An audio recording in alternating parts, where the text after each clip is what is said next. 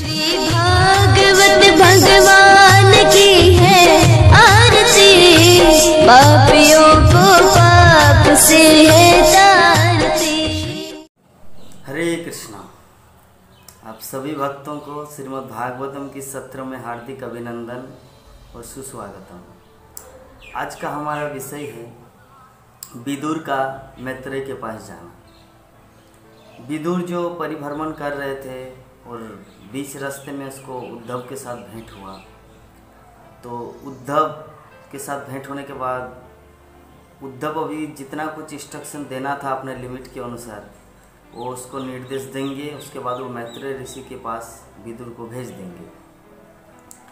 तो यही आज का हमारा टॉपिक है श्रीमद् भागवतम के तृतीय स्कंद का चतुर्थ अध्याय, थर्ड कैंटो, चैप्टर 4। तो प्रभास क्षेत्र में कल का जो विषय था, प्रभास क्षेत्र में जो जितने सारे वृष्णिवंशी, जदुवंशी जो वहाँ पर गए थे, तो दूसरे दिन का सुबह सुबह वो लोग जो राइस, पचा हुआ राइस का जो नशा किया था, तो नशा जैसे वो लोग किए तो एक दूसरे के प्रति वो लोग गाली गलौज करने लगे, मतलब कर्कट भाषा, और इसी वाणी में गाली देने लगा और एक दूसरे को मारने लगा।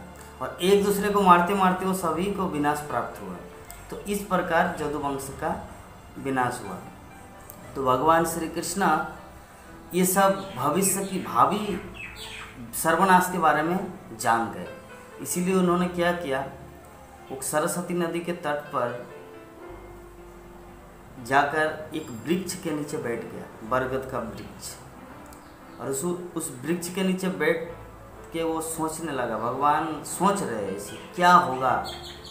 तो ऐसी स्थिति में व्यासदेव का जो परम मित्र मैत्रेय ऋषि वो भी वहाँ पर आ पहुँचा जहाँ पर भगवान ऐसे बैठे हुए थे। और उद्धव एकमात्र, बाकी जदुवंश में सभी फिनिश, सर्वनाश हो गया सबका, लेकिन उद्धव वहाँ पर उपस्थित थे क्योंकि उद्धव भगवान के शुद्ध भक्त हैं। तो इसीलिए उद्धव ने क्या किया, उद्धव भी जितना हो सके एज मच एज पॉसिबल अपनी क्षमता अनुसार वो भी भगवान का पीछा किया। उनको पता है कि भगवान अभी अंतर ध्यान लेने का समय आ गया, कि भगवान अभी छोड़ देगा ये संसार, ये भौतिक जगत को छोड़कर वो अपने धाम गोलोक वृंदावन को चले जाएंगे। उद्धव को ये पता था, लेकिन फिर भी जब तक भगवान है इस जगत में तब तक वो उनका पीछा कर ही रहे थे। तो भगवान के पास उद्धव भी पहुँचे, कृष्ण के पास, और मैत्रेय ऋषि भी पहुँचे। तो भी उद्धव विभिन्न तरह से उनको जो प्रश्न किया था, तो अभी भगवान श्री कृष्ण बोल रहे कि हे साधु, हे उद्धव, भगवान ने कहा कि मैं तुम्हारे मन के भीतर की जो इच्छा है उसको मैं जानता हूँ। तुम इस शरीर को त्यागने के बाद मेरे दिव्य धाम को प्राप्त करोगे, इसमें कोई संशय नहीं। ये मेरा वरदान है। भगवान श्री कृष्ण उद्धव को ये वरदान दे रहे। एक्चुअली उद्धव को चिंता थी कि भगवान श्री कृष्ण अपने जितना कुछ लीला करके इस धाम को छोड़कर, मतलब इस धरा धाम को छोड़कर अपने धाम गोलोक वृंदावन की ओर प्रस्थान कर रहे हैं। लेकिन जब तक मेरा जन्म, जब से मैं इस जगत में हूँ, तब से मैं भगवान कृष्ण की सेवा करते आ रहा हूँ। तो अभी भगवान श्री कृष्ण चले जाएंगे तो मैं किनकी सेवा करूँ, किसका सेवा करूँगा। तो इसीलिए बहुत चिंतित अवस्था में थे। तो भगवान श्री कृष्ण परमात्मा अंतर्जामी रूप में सबके हृदय में वास करते, उसको पता है। तो उन्होंने उद्धव को बताया कि उद्धव आप चिंता मत कीजिए, मेरा वरदान है आपको कि जैसे आप ये शरीर को त्याग देंगे तो आप तुरंत मेरे धाम को प्राप्त करेंगे। तो हे उद्धव, जाने से पहले मैं एक ही चीज़ आपको बता रहा हूँ कि प्राचीन काल में मेरे नाभि से उगे कमल का जो नाल, कमल पुष्प से जो ब्रह्मा का जन्म हुआ, तो ब्रह्मा को मैंने जो एक ऐसी उस दिव्य महिमाओं के विषय में बताया जिसे बड़े बड़े मुनि श्रीमद् भागवतम के नाम से जानते हैं। वही श्रीमद् भागवतम मैं आपको बताऊंगा, वही श्रीमद् भागवतम की कथा, वही श्रीमद् भागवतम की व्याख्या आपके सामने में करने जा रहा हूँ। तो ये श्रीमद् भागवतम क्या है? ये श्रीमद् भागवतम कोई व्यासदेव के परिपक्व अवस्था में जो मैच्योर आया, एक्सपीरियंस हुआ, उसके बाद लिखा, ऐसा नहीं है। ये श्रीमद् भागवतम अनादिकाल से भगवान श्री कृष्ण जो ब्रह्मा जी को दिया था। पद्म कल्प, पद्म जो अलग अलग कल्प होता था, पद्म कल्प में जो भगवान श्री कृष्ण के नाभि से, भगवान विष्णु के नाभि से जो कमलनाथ से जो ब्रह्मा का जन्म हुआ कमल पुष्प से, तो ब्रह्मा को ये भगवत ज्ञान इस श्रीमद् भागवतम की कथा को उनके सामने कहा था। तो भागवत उद्धव को बता रहे कि हे उद्धव, वही प्राचीन श्रीमद् भागवतम की कथा मैं आपके सामने भगवान की दिव्य महिमा को वर्णन करने जा रहा हूँ। तो इस तरह उद्धव, एक्चुअली ये टॉपिक हो रहा है, विदुर तीर्थ यात्रा के लिए निकले हैं और उद्धव के साथ मुलाकात हुआ। तो उद्धव के साथ मुलाकात, तो उद्धव बता रहे कि मैंने भगवान से इस तरह मिले और भगवान मुझे क्या क्या उपदेश दिया। तो विदुर को बोल रहे कि, उद्धव बोल रहे कि हे विदुर, भगवान श्री कृष्ण मुझे इस प्रकार स्नेह का कृपा पात्र बनाया, क्योंकि उन्होंने मुझे इतना प्रेम दिया, इतना प्यार किया कि मैं उनकी प्रेम से मैं गदगद हो गया, परंतु न चाहते हो भी उनका विरह मुझे बहुत पीड़ा दे रही है, क्योंकि उसको पता चल रहा है कि भगवान अभी तुरंत कुछ ही क्षण के बाद इस जगत को छोड़ देंगे। तो इसीलिए बहुत ही उसको दुख हो रहा था। लेकिन फिर भी भगवान श्री कृष्ण उनको बोले कि हे उद्धव, मेरा आदेश है कि आप इसी रास्ते से सीधा बद्री का आश्रम चले जाइए। बद्री का, जहाँ पे मेरे ही अवतार नर और नारायण वो लोग तपस्या कर रहे हैं, आप उनका संग कीजिए और उन्हीं के सानिध्य में रहिए, और इस प्रकार आप जब अपना शरीर को त्यागेंगे तो मेरे धाम गोलोक वृंदावन को आप प्राप्त करेंगे। तो इसीलिए बेस्ट है आप अभी बद्री का आश्रम के लिए प्रस्थान करो। तो ये भगवान का यह आदेश था। तो ये सब बात विदुर को उद्धव ने बता रहे हैं। तो बोले कि हे विदुर, मैं अभी वही श्री बद्री का आश्रम बद्रीनाथ धाम की ओर प्रस्थान कर रहा हूँ, मुझे जाने की आज्ञा दीजिए। तो अब विदुर बोले कि प्रभु, हे उद्धव, आपको भगवान श्री कृष्ण ने जो श्रीमद् भागवतम का जो ज्ञान दिया, आत्म तत्व की जो व्याख्या आपके सामने किए, मेरी आपसे अनुरोध है, प्रार्थना है कि आप मुझे वो दिव्य ज्ञान, आत्मज्ञान की व्याख्या मेरे सामने करें, मुझे वो सुनाएं। तब उद्धव ने सोचा कि हे विदुर, मुझसे भी बढ़कर एक महान विद्वान ऋषि, महान भगवत भक्त यहाँ पर मौजूद है, कुछ ही सामने ही। आप महान विद्वान ऋषि मैत्रेय से ये ज्ञान प्राप्त कर सकते हैं, क्योंकि भगवान मर्तलोक छोड़ने से पहले प्रत्यक्ष रूप से ये भगवत तत्व का ज्ञान मैत्रेय ऋषि को सुनाया था।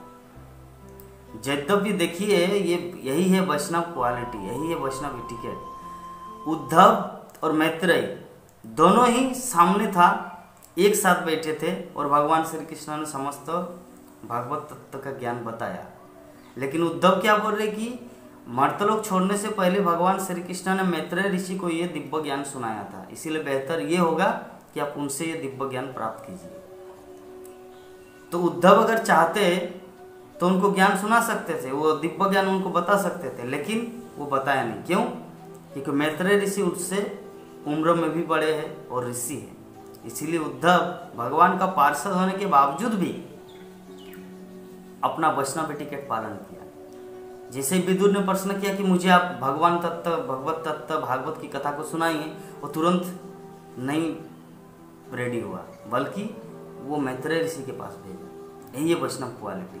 अपने वरिष्ठ भक्त, अपने सीनियर सिटीजन, अपने सीनियर डिवोटी को वो रेस्पेक्ट किया कि मुझसे भी बढ़कर महान विद्वान ऋषि आप मैत्रेय के पास जाइए, वो आपको ये दिव्य ज्ञान प्रदान कर सकते हैं सुंदर रूप से।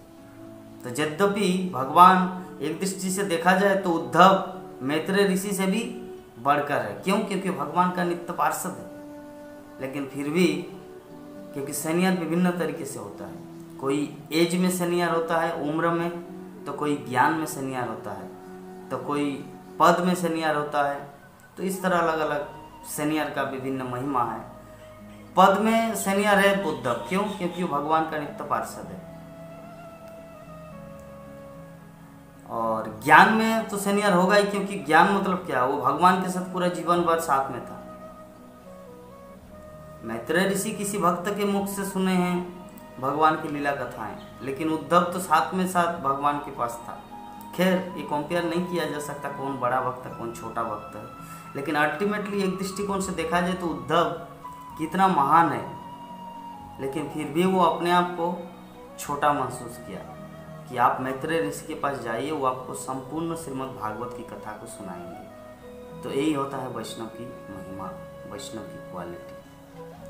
तब जब परीक्षित महाराज ये सब भागवत की कथाएं सुन रहे थे तो सुखदेव गोस्वामी को एक प्रश्न किया कि हे प्रभु, हे सुखदेव गोस्वामी, जब समस्त यदुवंश समाप्त हो गए तो उद्धव ही क्यों बचे रहे? ये मेरा प्रश्न है। क्योंकि यदुवंश के वो जब नशे किया और सभी जितने लोग एक दूसरे को मार काट के मतलब मर गया, सर्वनाश हो गया सबका और एवरीथिंग। ये तो मेरा प्रश्न है कि एकमात्र उद्धव ही क्यों बचे रहे? इवन भगवान ऑल्सो गो, यहाँ तक कि भगवान भी चले गए अपने धाम में, तो उद्धव ही क्यों बचे रहे? तो सुखदेव गोस्वामी बोले कि ब्राह्मण का जो श्राप था वो बहाना था। ब्राह्मण श्राप क्या था कि इस संभव मतलब वो जो लड़की सजाई गई थी, वो एक पुरुष को साड़ी पहना गया था, कुछ कपड़े रख दिए थे पेट में ताकि इसके बच्चे में क्या है, इसके पेट में क्या है, बच्चा या बच्ची, लड़का या लड़की, ये जो नाटक। तो सुखदेव गोस्वामी बोले कि वास्तव में तो ये ब्राह्मण का जो श्राप ये तो बहाना था। सच्चाई ये है कि ये भगवान का ही प्लान था, भगवान कृष्ण की परम इच्छा थी। क्योंकि उनका जो जिस उद्देश्य के लिए भगवान श्री कृष्ण जो आए थे इस संसार में, वो लीला का जो टाइम पीरियड वो खत्म हो गया, सब कुछ परफॉर्म हो गया। तो अभी और जरूरत नहीं है यहाँ पे रहने का, बल्कि श्रेष्ठ यही होगा कि अपने धाम में चले जाए। तो फिर भगवान ने सोचा कि अगर उद्धव भी अभी पूरा यदुवंश अगर पूरा खत्म हो जाए तो कुछ चीज कमी रहे, इसीलिए भगवान कृष्ण क्या किया कि सभी यदुवंश तो सर्वनाश हो गए, सभी तो चले गए अपने धाम में। भगवान श्री कृष्ण वो परम दिव्य ज्ञान श्रीमद् भागवत का ज्ञान उद्धव को बताया, और उद्धव क्या करेंगे यही बात जाके विदुर को बताएंगे। फिर बद्रिक आश्रम में जाके वहाँ पर भागवतम की कथा करेंगे, और इस तरह करके सारे संसार में दिव्य ज्ञान भागवत की कथा प्रचार प्रसारित होगा। तो इसी भावना से उद्धव अभी तक जीवित है। ये सुखदेव गोस्वामी पॉइंट आउट कर रहे हैं कि भगवान श्री कृष्ण ने सोचा कि श्रेष्ठ यही होगा कि मेरे परम भक्त उद्धव को ये दिव्य ज्ञान बताया जाए। खैर, तो इस प्रकार भगवान श्री कृष्ण का प्लान था, जिसके कारण उद्धव चले गए। खैर, बद्रिक आश्रम में जाकर उद्धव अपना शरीर को त्याग देंगे और भगवान के धाम को चले जाएंगे, क्योंकि उनका भी उद्देश्य जब पूरा होगा। तो ये उद्देश्य जो है किसी भी जीवन का है very important in our life. सबके जीवन में कुछ ना कुछ उद्देश्य होना चाहिए, और सबका उद्देश्य वास्तविक उद्देश्य तो भगवान कृष्ण की संतुष्टि। उद्धव भी भगवान कृष्ण की संतुष्टि किए, क्योंकि बचे क्यों रहे, उसको तो विरह में मर जाना चाहिए था ना, कि भगवान कृष्ण चले गए, मुझे इस संसार में रह के क्या फायदा है। लेकिन वो ऐसा नहीं किया, वो भगवान की इच्छा को पकड़ा कि भगवान इच्छा क्या कर रहे हैं कि ये दिव्य ज्ञान बद्रिक आश्रम में जाकर विभिन्न ऋषि मुनियों को सुनाएं, ताकि ये सारे संसार में दिव्य ज्ञान फैल जाए जो जगत के कल्याणमय हो। तो ऐसी भावना लेकर उद्धव अपने आप को कंट्रोल किया। भगवान श्री कृष्ण चले गए, फिर भी वो अपने कर्तव्य निर्वाह के लिए, अपने उद्देश्य को पूरा करने के लिए बद्रिक आश्रम की ओर चले। खैर, तो अंत में आज का हमारा टॉपिक तो था विदुर का मैत्रेय के पास जाना। तो विदुर को बता दिया उद्धव कि आप मैत्रेय ऋषि के पास जाइए उनके आश्रम में, और उनसे इस श्रीमद् भागवत की कथा को ग्रहण कीजिए। मैं बद्रिक आश्रम की ओर जा रहा हूँ। तो यही आज का हमारा टॉपिक था। हरे कृष्ण। इस वीडियो को लाइक करें, हमारे चैनल को सब्सक्राइब कर बेल आइकन जरूर प्रेस करें हमारी न्यू वीडियो सबसे पहले।